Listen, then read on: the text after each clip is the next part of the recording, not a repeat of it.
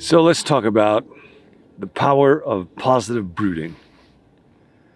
The first time that word brood is used in history, so far as I know, is actually in the Bible, in the very beginning of it, in the second verse of the first chapter of Genesis.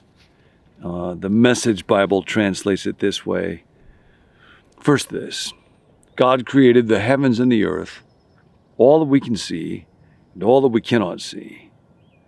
And the earth was a soup of nothingness, a bottomless emptiness, an inky blackness. And God's Spirit brooded like a bird above the watery abyss. Now, there is a good kind of brooding, and there is a bad kind of brooding.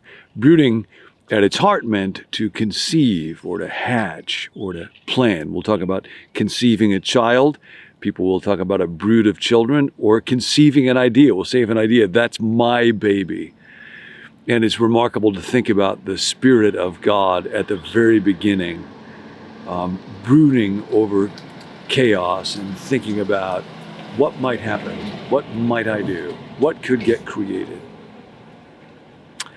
And then there's also that negative kind of brooding that is ruminating or obsessing or becoming preoccupied, and to brood in that way traps us and makes us stuck, and that's a very unpleasant thing. Now, it's very striking. We all need to have a purpose. We need to have a goal. If you have too many goals, you end up doing that wrong kind of brooding.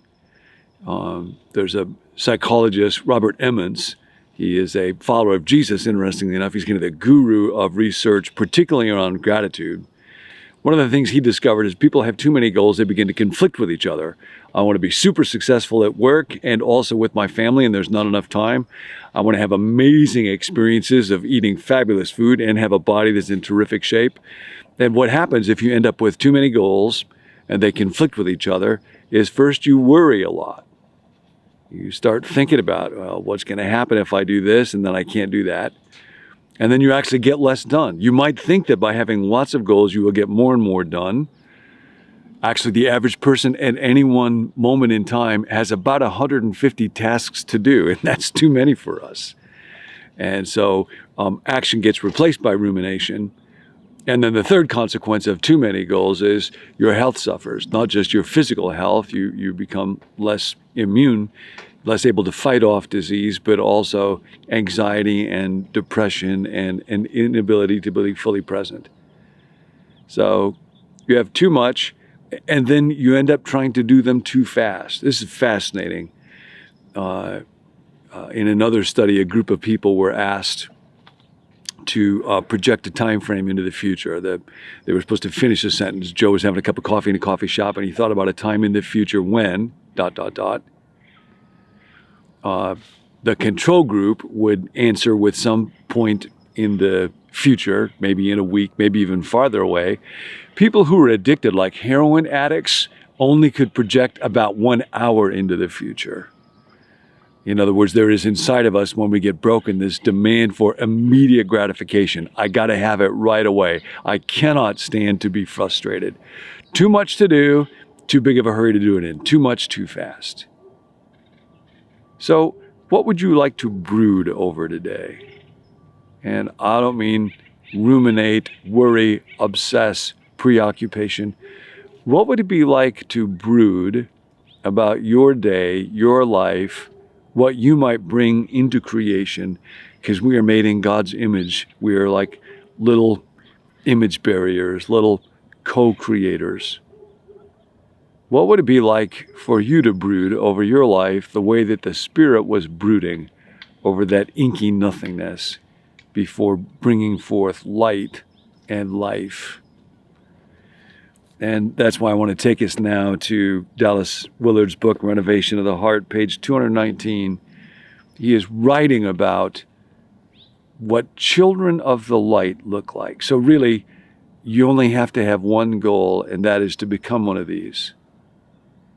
A son or a daughter of the light, that is of God, that is of goodness, to become a truly good person as God intended you to become.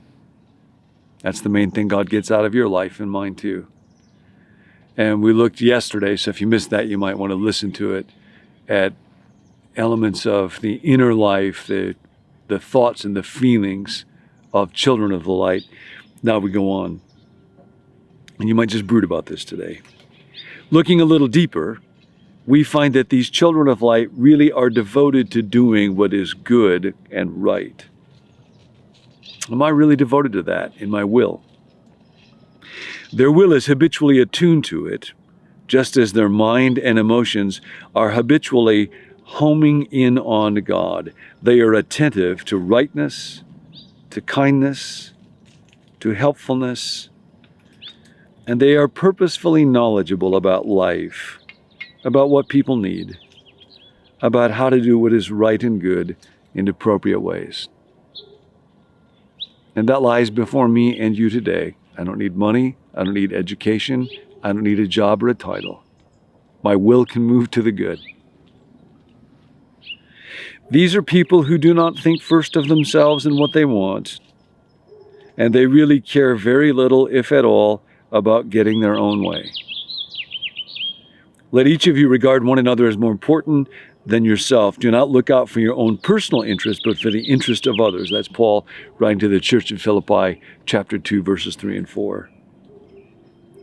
These are easy and good words to the children of the light. They are abandoned to God's will and do not struggle and deliberate as to whether they will do what they know to be wrong.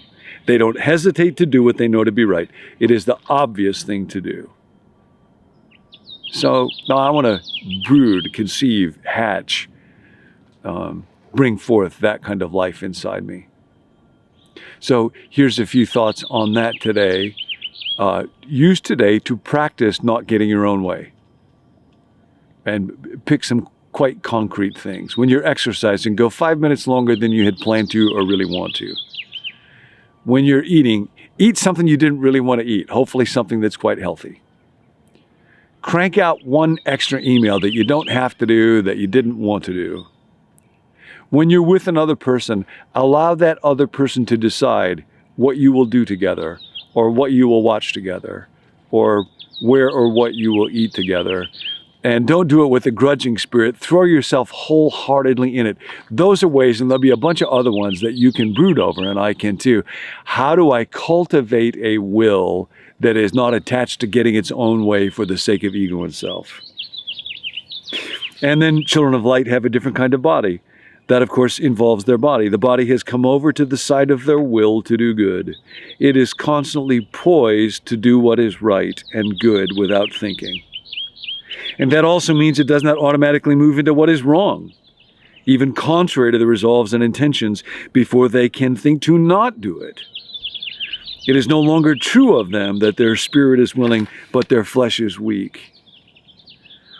The spirit has taken over their members, the parts of their body. So I just brood over, what would it be like to have a body like that? Consequently, we do not see them always trapped by what their tongue, facial expressions, eyes, hands, and so on have already done before they can think. For their body and its parts are consecrated to serve God and are habituated to be His holy instruments. They instinctively avoid the paths of temptations. The bodies of these people even look different. There is a freshness about them, a kind of quiet strength, and a transparency. They are rested and playful in a bodily strength that is from God. And I will tell you, for folks who knew Dallas and could be around him, being around his body was a life-giving thing. And there was a restfulness to it, an unhurried quality, and an ease that made you, when you were with it, feel like, I want that. Other people's heart rates tend to slow down to match his. It really is possible. He who raised up Christ from the dead has given life to their bodies through his Spirit and dwells in them. So, take a moment right now with your body and be grateful for it. Yes, your body. Not wishing that you had somebody else's. You have a little kingdom, and so do I. And I'm able to hear, and I'm able to think, and I have hands that are able to do good. I am able to look at unbelievable beauty all around me. Take a deep breath. Relax your body. Offer it eyes, ears, mouths, hands and feet to God to do good will today. Brood over that mass that is your will and your body, and offer it today. We do not know what good God will do with it beyond that adventure. I'll see you next time.